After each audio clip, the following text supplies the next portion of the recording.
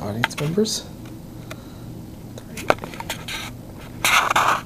Alright, this is my process speech. Hi, my name is James. I'm doing a process speech on how to replace a ceiling fan. Now, the first thing you're going to do is you want to kind of gauge what size of fan you need. Because say you're putting one in a bedroom, you don't want it too big because you'll run the risk of it hitting the walls, hitting doors, and possibly any tall furniture. And you might have too much downforce wind, and it might cause a little be uncomfortable. But at the same time, you don't want it too small because then you won't get the desired effect and it won't cool down the room like it's supposed to. So once you kind of gauge what size fan you need, you'll need to go to a hardware store. I recommend a Lowe's, Home Depot, Menards, somewhere like that, where they actually have them set up and displayed so you can see what it's going to look like. So go pick out one, whichever one was the decor, styles you like, bring it home. And as soon as you bring it home, open it up and make sure all the parts are there. You should have an instruction manual that lists the parts. Make sure all there, because you want to put it up and then risk having to take it down because you're missing an important piece. So you've got all the parts there. You want to get your tools together. First thing you're going to want is a couple screwdrivers, maybe a flathead and a Phillips head. You also want some wire cutters, step ladder.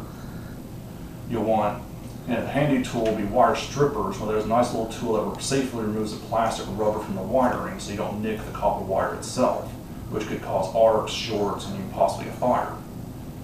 And also handy to have another person there to help you, because putting it up by yourself, especially if they're heavy, it can be a pain. So you've got all your equipment there. First thing you want to do is go to your electrical or circuit box and turn the power off. It's nice if you have it all mapped out so it's real quick. If not, you'll have to randomly flip switches until your other person yells lights off. So you got your lights off now. Go ahead and set up your step stool, take down your old ceiling fan. And it's probably held up by a couple screws to the mounting bracket. Once you get that down, I recommend using the mounting bracket that came with the ceiling fan. Your old one will possibly work, but the new one's nice and you know it's going to fit. And when you install it, it's usually 2 screws about 3 or 4 inches in length. And when you tighten it down, be careful not to tighten them too far down because you could risk cracking your drywall on your ceiling. And after you get your bracket up there, pull down the wiring from your ceiling and then grab the actual motor. You'll see the wires coming out of it, and they give you way too much length of wiring, which is good because you can cut it down to what you need. And I recommend cutting it down a little bit longer than you usually able to play with. Now have your other person support it from the bottom while you attach your wires. The first thing you're going to do is connect your hot wires, which are your blacks. You want to pigtail them together, which means wrapping around so there's a good tight snug, and it's a little bit hard to pull them apart. The next thing you want to do is connect your neutrals, which are white wires, and then your grounds, which from the ceiling will be the bare copper wire with the green wire on the fan. Now connect those, make sure they're all pigtailed together, and use your wire screws or wire nuts.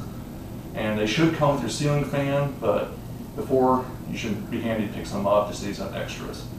Screw those down good and tight, which that does is it protects the wires from rubbing against other metal pieces, which could cause a fire hazard. Now once you have the wire nuts on there, tuck them up in the metal electrical box so they're good and out of the way, and then attach the motor to the bracket, which again about 2 or 3 screws worth. Next you want to do is put your motor housing on, which is a plastic piece or a metal piece. What it does is it hides the bracket and wiring so it's more appeasing to the eye. And that usually goes on with 2 screws also. Now once you have that up there, you want to put your blades on. Sometimes it's just blades, and sometimes they're blade housings or arms.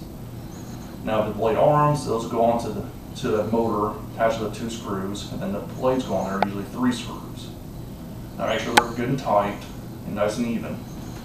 Next, what you're going to do is put in the light bulb. Use the recommended one that comes with the instructions.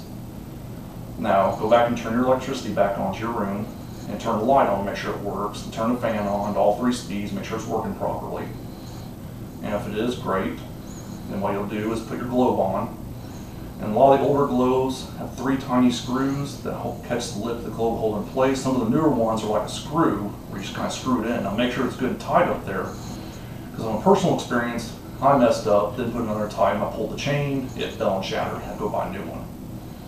So once you have that good and tight, you're almost done. Go turn your light back on, make sure it looks good, make sure you're getting enough good light through the house. or through room, whichever one you put it in. And then try your fan on all 3 speeds, if it does that. And most importantly there, because you want to put on high speed, make sure it doesn't wobble or have any vibration sounds. Because if it does, then you'll have to go get a mount or a kit that'll level it out and keep it from wobbling. Those sometimes come with the fans, if not, they're real cheap at a hardware store.